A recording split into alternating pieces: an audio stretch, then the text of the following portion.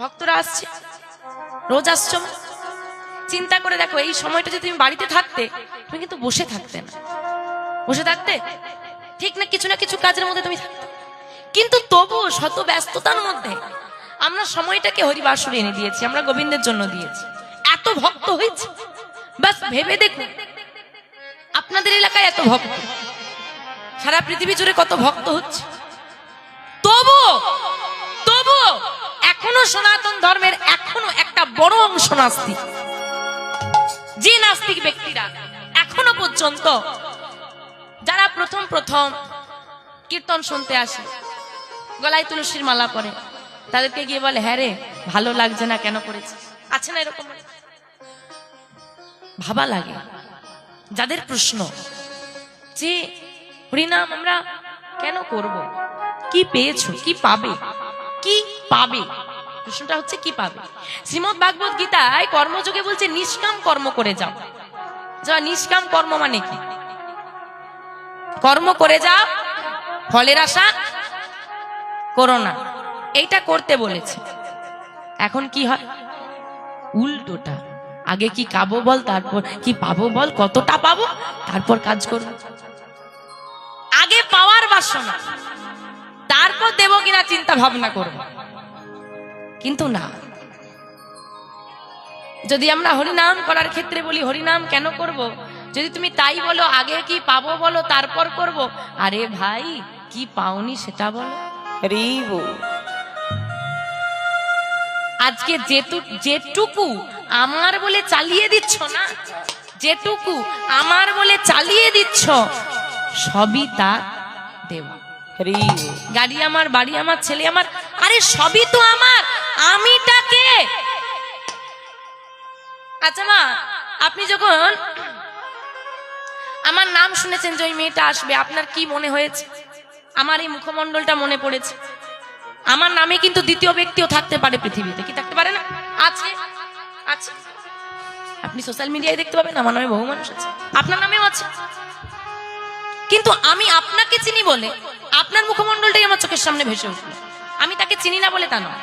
আমার নামে যদি আপনি অন্য কাউকে চেনেন তারও মুখমণ্ডল আপনার মনে পড়তে পারে। তার মানে আমি যেটাকে বলছি সেটা হলো এই দেহটা। তাই তো? শিউলি বললে আপনি আমার দেহটাকে মনে করেন, আমাকে মনে করেন, আত্মা তো অদৃশ্য। তাই বলছে আমি, আমি মানে আমার এই দেহ।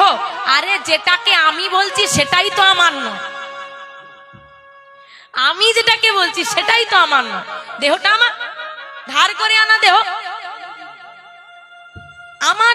আমি খাওয়া দাওয়া করছি বলে শরীরে বল পাচ্ছি, আমি যত্ন করছি বলে শরীরটা পরিষ্কার আছে। অদ্ভুত বিষয়, লোকের জিনিসকে যত্ন করে রেখেছি, যদি সে বলে এক্ষুনি আমার দেহটা রিটার্ন লাগবে, এক্ষুনি দিতে হবে, এইখানে বসেই ফেরত দিয়ে দিতে হবে। বাড়ি যাই, সবার সঙ্গে একটু দেখা করে নি, তারপর ফেরত দেব, এক সেকেন্ড সময়, এক্ষুনি চাই। মানে আপনি কাউকে টাকা ধার দিয়ে যদি বলেন দাদা ফেরত দাও, সে বলবে দুদিন পরে দেব। কিন্তু আপনি এমন একজনের কাছ থেকে ধার নিয়ে এসেছেন, সে যদি বলে আমার এক্ষুনি লাগবে, তো এই মুহূর্তেই তার লাগবে। তোমার নিজের দেহটাকে ধরে রাখার ক্ষমতা নেই। আরে কি আছে তো? যেদিন পৃথিবীতে এলে মা গর্ভে ধরলো বলে এলে, মা জন্ম দিল বলে তোমার জন্ম হলো। তারপর বড় হলে পিতা মাতা স্নেহ মমতায়, পড়াশোনা শিখলে বাবার টাকায়, গুরু শেখালো তবে শিখলে, বড় হলে অন্যের চাকরি করলে, অন্য চাকরি দিল বলে তুমি কাজ পেয়েছো, অন্যের অর্ডারে কাজ করছো। বুড়ো হয়ে যাবে, ছেলে যদি দুবেলা দুমুঠো ভাত দেয় তবে জুটবে, না হলে জুটবে না। আবার চলো ঠিক আছে সবই না হয় লোকে করে দিল, এখন ফিরে যাবি, সেখানে ফিরতে হবে না সবাইকে, সেই সময় অন্তত একা একা যা না, তাও চারজনে কাঁধে তুলে নিয়ে যাবে। ক্ষমতাই সব লোক করছে, তবু অহংকার, নাম করে কি পাবো, সবই পেয়ে গেছো নাম করো। এইবার বলি, এই যে কলিযুগের হরিনাম, কলিযুগের হরিনাম যে সত্য যুগে বলছে সাধন ধ্যান করো, সত্য যুগে সাধনা হচ্ছে ধ্যান। প্রতিটা যুগে যত মানুষ এসেছে প্রত্যেককে সাধনা করতে হয়েছে, প্রত্যেককে। তুমি কলিযুগে এসেছো বলে হরিনাম করছো, তুমি কি ভাবছো সত্য যুগের মানুষ কিছু করেনি? হ্যাঁ করেছে, তারা ধ্যান করতো। ধ্যান করতে পারবে মা? মানুষ অন্তত মাঠে নামার আগে এটুকু বলে যে দেখি পারি কিনা। বলি ধ্যান করতে পারবে? বলে আগেই না,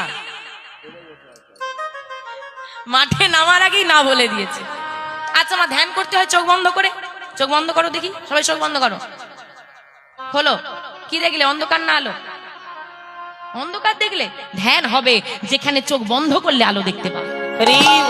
কিসের আলো? না জাগতিক জগতের আলো নয়, দিব্য আলো। তুমি চোখ বন্ধ করে বসে থাকো, একটা দিব্য জ্যোতি তুমি দেখতে পাবে। আমরা চোখ বন্ধ করলে সংসারের চিন্তা মাথায় আসবে না। চোখ বন্ধ করলে আমাদের প্রিয় মানুষের মুখটা সামনে ভেসে ওঠে। আমি চোখ বন্ধ করব, দিব্য জ্যোতি দেখতে পাবো। কার জ্যোতি? রাধা গোবিন্দের জ্যোতি। আমার মাথার মধ্যে আসবে কে? আমার আরাধ্য দেবতা, তাকে আমি দর্শন করতে পারবো। আমরা মন্দিরে যাই ভগবানকে দর্শন করতে। ধ্যান এমন একটি সাধনা, তুমি যেখানে বসবে সেখানেই গোবিন্দকে দর্শন করতে পারবে। তা বলে সংসারে বসে চলে যাও অযোধ্যা, উদয়গিরি, খণ্ডগিরি পাহাড়ি এলাকা ঘুরতে যাও, দেখবে ছোট্ট ছোট্ট গুহা করা আছে, মানুষ বসে আছে। আপনার ঘরের মধ্যে ঝড় হচ্ছে, বজ্রপাত হচ্ছে, কি ভয়? সাপ ঢুকে যাবে, ব্যাঙ ঢুকে যাবে, মশা কামড়াবে, অল আউট লাগা। ঠান্ডা লাগছে লে বেঁধে, গরম লাগছে এসি লাগা। শোনো, তোমার গায়ের উপর বিষাক্ত পোকা এসে কামড় দেবে, তোমার যন্ত্রণা হবে, কিন্তু তুমি চোখ খুলবে না। তোমার গায়ের উপর দিয়ে বিষাক্ত সর্প চলে যাবে, হ্যাঁ তোমার ভয় করবে, কিন্তু তুমি চোখটা খুলতে পারবে না। এদিকে তোমার মন যাবে না, মনটা সেখানেই থাকবে। এটা ধ্যান পারবে? এবার তো আগেই না। চলে গেল সত্যযুগ, এলো ত্রেতা। ত্রেতা যুগের সাধনা জাত যজ্ঞ, এটা তো একদমই হবে না। কারণ কোন বৈষ্ণব যদি আঁচল পেতে ভিক্ষা করতে আসে, অমা আমাদের মহোৎসব হবে, গোবিন্দ সেবার জন্য দাও। দাঁড়াও বাবু, খুঁজছি, ছোটখাটো খুচরো পয়সা কোথায় আছে, দাঁড়াও। খুঁজতে যতক্ষণ সময় লাগবে ততক্ষণ দাঁড়াতে হবে। যদি ওই কাগজের নোটগুলো ছিঁড়ে ছিঁড়ে দেওয়ার আমাদের রীতি থাকতো, তাহলে 10 টাকার কন কেটে দিত।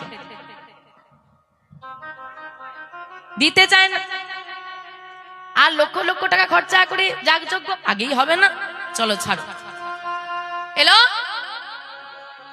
পূজা, তাৎপর্য। চলো পূজাটা আমাদের হয়। পুজো হয় তো বাবা? হয় না? হয় না? পুজো হয়, নিঃস্বার্থ পূজা হয়। বাবু হাটে যাবি, সব থেকে ছোট গামছা আনবি, থরি না ভগবান নেবে।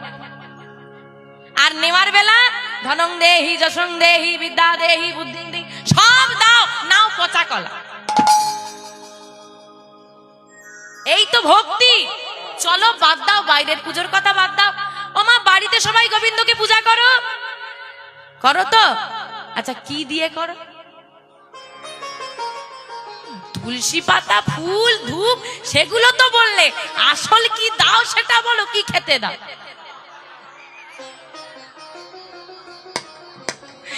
এইখানেই তো সব শেষ। হয় নকুনদানা, না হলে বাতাসে, তাই তো? নকুনদানা কটা করে দাও? 4টে। বাহ, এই এলাকায় তবু 4টে শোনা গেল। এখন সব জায়গায় 2টো চলছে।